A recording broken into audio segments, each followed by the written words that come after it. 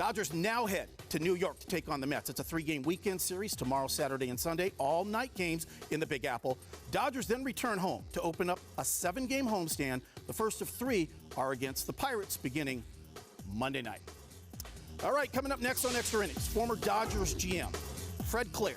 We spoke about the recent reunion of the 1981 Dodgers World Championship team and the new documentary he was involved in, called Up, the Emmett Ashford story. He'll weigh in on the first African-American umpire in Major League Baseball. Don't miss it. Stay right here. This field, this game, it's a part of our past, Ray. It reminds us of all that once was good. Hey, is this heaven? No, it's Iowa.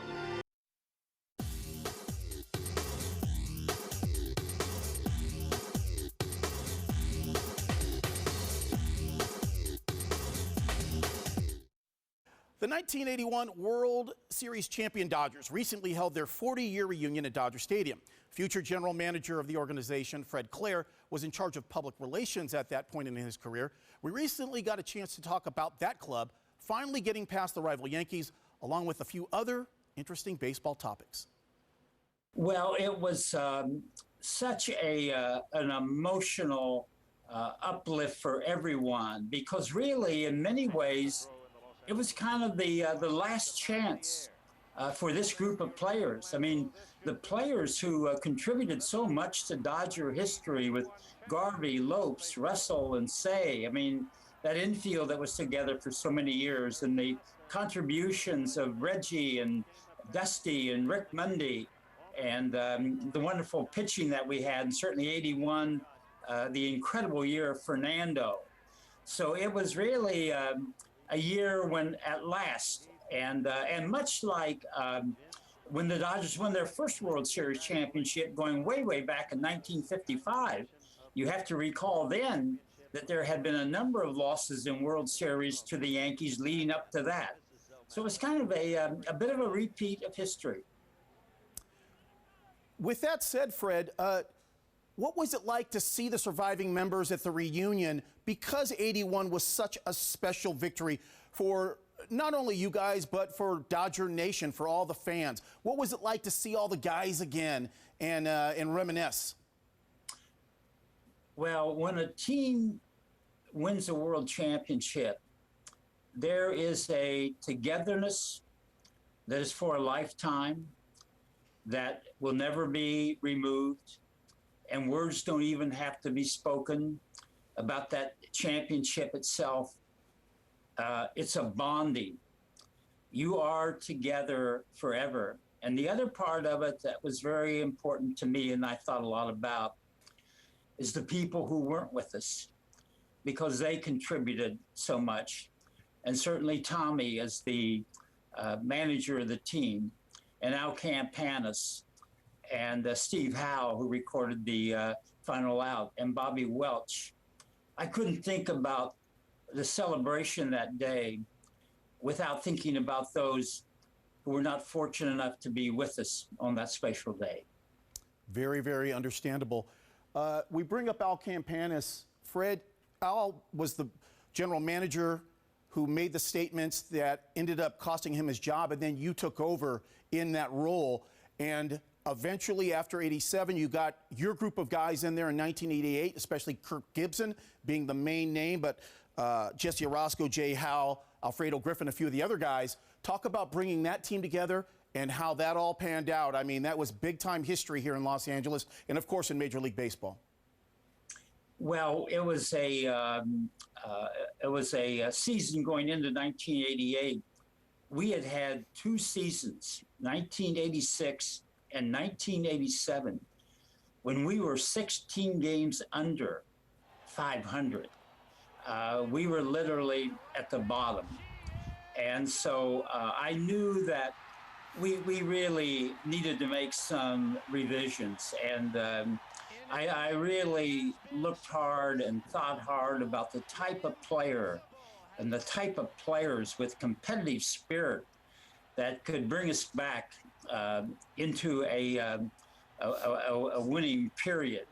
And certainly Kirk was a big part of that, but so many others who came in and who contributed to that, along with the players who were there or the previous seasons, like Mike Scioscia and like Steve Sachs. But Kirk and Mickey Hatcher and Jay Howe, our closer, Jesse Orozco, all the players that we brought in, John Shelby, played such a big role in giving us that world championship and putting us back on top of the baseball world. Fred, let's talk about the current Dodgers. They just picked up Max Scherzer in that trade. He was phenomenal the other night in his first start as a Dodger. What's it going to take for this team to really kick it into that next gear that we think they have, and then, of course, go the distance and win another world championship? Well, Max Scherzer is going to go a long way to doing just that. This guy is one of the great competitive pitchers that I've seen in recent years. This guy has everything, and to put him together with the other great people on that Dodger pitching staff and the team that they've assembled, I love this team. And I think the world of Dave Roberts. I think that Dave Roberts has done an incredible job of managing the team, and Andrew Friedman and his staff have done a wonderful job in building an outstanding ball club. So I would like nothing more than to see the Dodgers this year do something that they've never done in their history, if my history is correct, and that's to win back-to-back world championships. Absolutely, sir. You are correct. Dodger fans, you might not know, but Fred Clares recently was involved in a documentary called Called Up, and it is about the first African-American umpire in Major League Baseball, Emmett Ashford. Tell our viewers a little bit about this, Fred, please. Well, I'm so honored to be a consultant for this wonderful documentary film that's being done by Doug Harris and Ray Bell, called Up, the story of Emmett Ashford. Emmett was the first Negro umpire, black umpire in the major leagues, and I had the honor to know Emmett. He came to the major leagues in 1966. But the story of Emmett was the story of a man with a great love for the game, who was inspired when Jackie Robinson was signed as a player by the Dodgers. And Emmett, in the Navy at that time, made a decision that he was going to do everything he could to get into baseball and to become an umpire. So when I think of Emmett and as the first black manager, first black umpire, I think of the 15 years. Think of that. I mean, Maury Wills had a great story of 8 years in the minor leagues. Here's Emmett going through all the trials. And he was such a remarkable man. And so I think that all of the attention that can come the way of Emmett, not only for what he did, but for how he did it. He was a man of great character. He was very intelligent. He was articulate. And he had to go under so many battles, just like Jackie, so many challenges.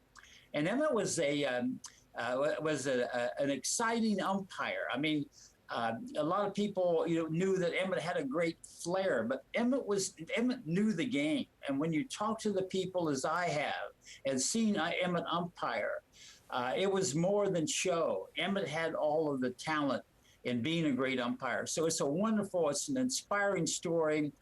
It's a wonderful film that will pay tribute to the wonderful legacy of Emmett Ashford. Great stuff, Fred. Where can our viewers find this documentary? Where are we going to be able to see this? Well, an arrangement has been made with PBS, and so in early 2022, hopefully in February 2022, there will be an announcement related to the film, and I would encourage everyone to pay close attention, because Emmett had a dream. On the day of the Field of Dreams, Emmett had a dream of accomplishing this goal, and the challenges that he faced and what he overcame. So there will be an announcement in early next year about the release date, and PBS is going to be involved and is very enthused about this film, and a great group of people are giving support to this, and it's going to be wonderful. All right, Fred Claire, thank you so much for joining us. Congratulations on the documentary. We will be looking for it. I am definitely going to check it out, and we appreciate your time. Have yourself a great evening, sir. Great to be with you. Thank you.